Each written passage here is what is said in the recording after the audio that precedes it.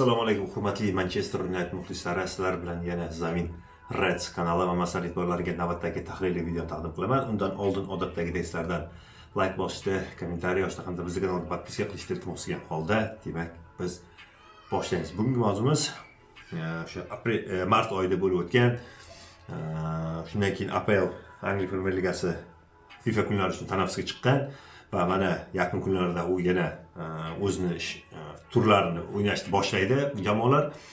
O'shanda bo'lib o'tgan Vitality Stadiumda, har qanday fond stadionida mahalliy Bournemouth jamoasi Manchester United jamoasini qabul qildi va jangovar 2-2 hisobidagi juda ham ko'p savollar tug'diruvchi va turli xil sportniy vaziyatlarga boy bo'lgan o'yinda 2-2 hisobida durang qayd etildi.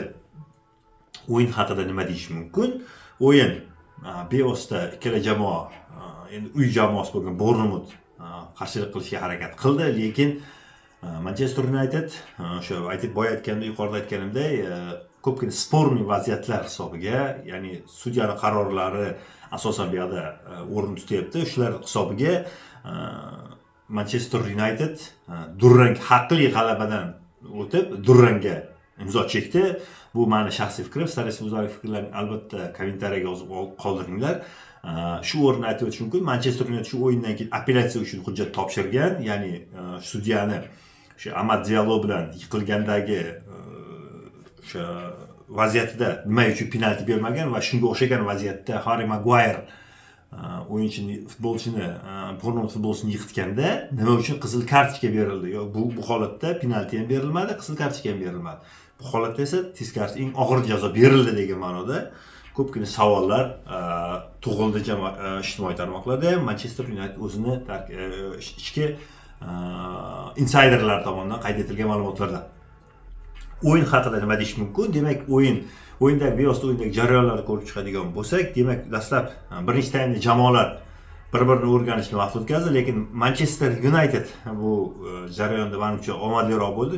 Turli xil vaziyatlar yarata oldi, xavfli vaziyatlar bo'ldi Bournemouth darvozasida, lekin Petrovich o'sha kuni Bournemouth darvozaboni yaxshi o'yin namoyish qila oldi. Ikkinchi taymda 61-daqiqada Mateus Cunha ajoyib tarzda penalti ishladi va to'pga Bruno Fernandes yaqinlashdi va hisobni 0-1 ko'rinishiga olib keldi va 67-daqiqada Bournemouth jamoasi o'sha boya Amadni vaziyatidan keyin hisobni 1-1 ko'rinishiga olib keldi. 71-daqiqada Manchester United dastlabki o'zgarishga qo'l urdi. Brian Mbeumo o'rniga Benjamin Sheshko maydonga tushdi va shu daqiqaning o'zida Bruno Fernandes uzatgan jarima to'pidan keyin Harry Maguire deb o'ylagandik biz. Yo'q, Bournemouth jamoasining o'zini darvozasiga gol urdi va 1-2 hisobida Manchester United oldinga chiqib oldi. 81-daqiqada jamoalar boyaga aytgan vaziyatimda Harry Maguire tomonidan qo'pollik qilindi va unga sariq kartochka ko'rsatildi va hisob 2-2 ko'rinishiga keldi.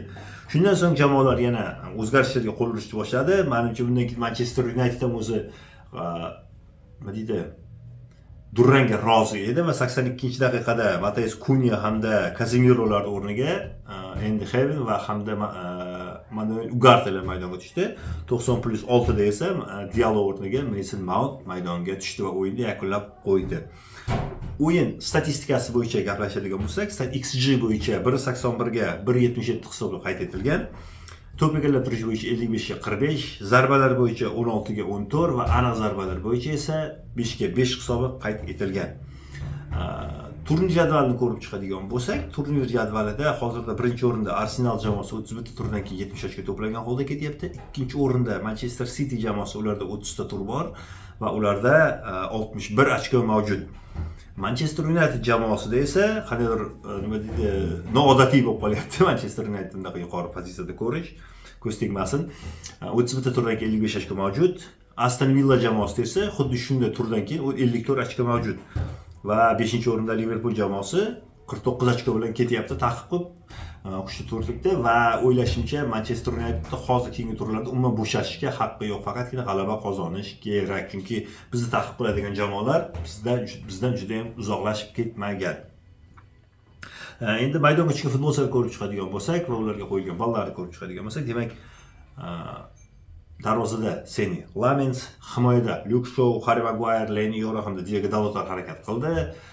To'g'ri, Maguire'ga qizil kartochka berildi, lekin undan oldin Maguire o'zi ham o'sha hisobni tenglashtirishda asosiy oldinga chiqishda asosiy rol o'ynadi deb o'ylayman. Tayanch zonasida Kobe Mayno hamda Kazimirolar harakat qildi. Ikkalasi ham o'ziga yuklatilgan vazifani yaxshi bajara oldi. Boya aytganimdek, lekin epizodik vaziyatlar o'yinni hal qildi deb o'ylayman. Hujumchilar orasida Bruno Fernandes so'zsiz bizning el kapitanomiz yaxshi harakat qildi deb o'ylayman. Ikkita qanotda Mateus Cunha hamda Amad Diallo harakat qildi va hujumda Brian Mbeumo harakat qildi. U ham o'ziga yuklatilgan vazifalarni bajarishga harakat qildi, lekin boya aytganday epizodik tarzda vaziyatlarda u yaxshi o'yin namoyish qila oldi. Mani sizlarga yetkazmoqchi bo'lgan ma'lumotlarim shundan iborat edi. O'yin haqida endi video so'ngida albatta men sizlarga gollarni qo'yib beraman va o'sha Manchester Unitedning so'nggi 7 ta o'yini qoldi. O'shalar haqida men sizlarga ma'lumot berib o'taman. Demak, dastlab ertaga o'sha 14-ga o'tar kecha yakshanbadan dushanbaga o'tar kechasi Leedsga qarshi maydonga tushamiz o'zimizning uyimizda. 18-aprel kuni Chelseaga mehmonga boramiz. 27-aprel kuni esa Brentfordni mehmon qilamiz o'z uyimizda va asosiy yana mehmonga boramiz 9-may kuni va 2-may kuni biz asosiy raqibimiz Liverpool jamoasini biz o'z uyimizda qabul qilamiz. 17-may kuni esa biz Nottingham Forest jamoasini mehmon qilamiz va so'nggi turda mehmonda 24-may kuni biz Brighton jamoasiga qarshi maydonga tushamiz. Sizlar esa kommentariyada yozib qoldiringlar. Nima deb o'ylaysizlar? Biz Chempionlar Ligasi uchun beriladigan joylarga hal qiluvchi bahslarda o'zimizga kerak natijani qayd eta olamizmi? Sizlar bilan Zamin Reds kanali bo'ldi. Men sizlarga yetkazmoqchi bo'lgan ma'lumotlarim shundan iborat edi. Sizlar bilan yana keyingi o'yinlarda xudo xolasa bir necha kundan keyin yana o'sha preview qilishda sizlar bilan ko'rishamiz. Sizlar esa aytgandek, sizlarni aktiv fikr kutgan holda sizlar bilan xayrlashaman. Xayr, o'zlaringiz asringlar.